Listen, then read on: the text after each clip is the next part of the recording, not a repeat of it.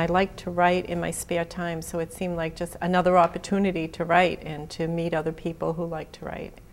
But ironically, I ended up doing the Bee Lives instead of writing most of the time because it fit into my schedule better.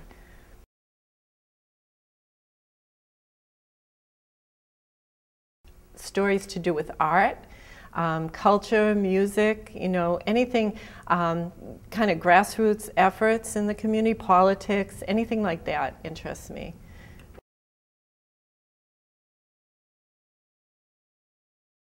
I recently had one with Wilder Etienne, known as Bodega. He's a musician, and he was such a great speaker.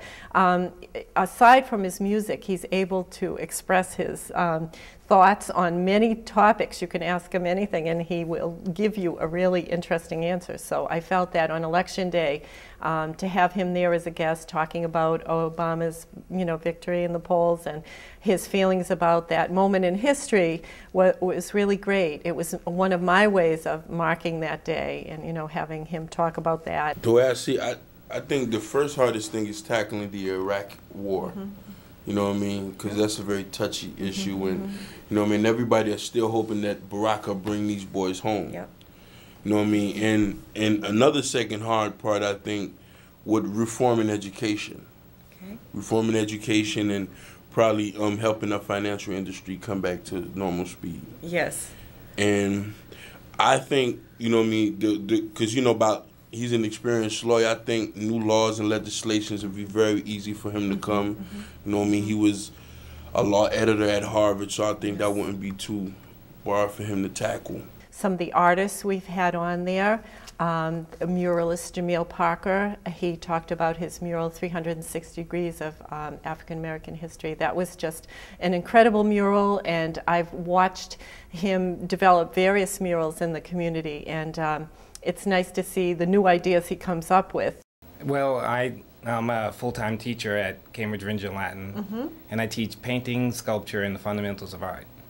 And so right now I'm working on a mural that starts us off in Africa as kings and queens.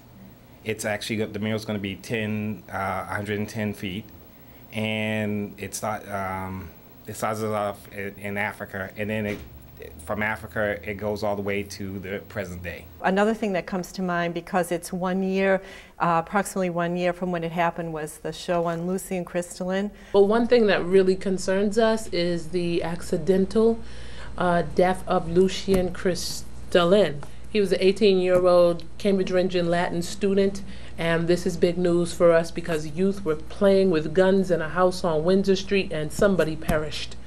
Being a mother of 3 sons, this really kind of hit me that, you know, he had died at a young age because he was near guns, and it was just a tragic accident. And I felt like also, even though that was a hard one to do, we wanted to talk about it, Tony B.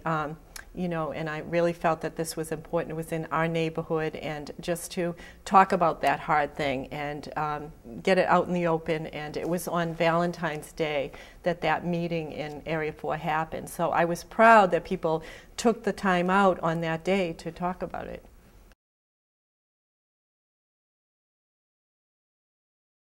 I think maybe it's had more of an impact on me in being able to talk to different people and find out what they're doing, and you know, it brings out your personality as somebody who's interviewing somebody, and it lets them shine too. Like sometimes people who maybe in regular life don't say much, they have a lot to say when you sit down and ask them about what they're doing.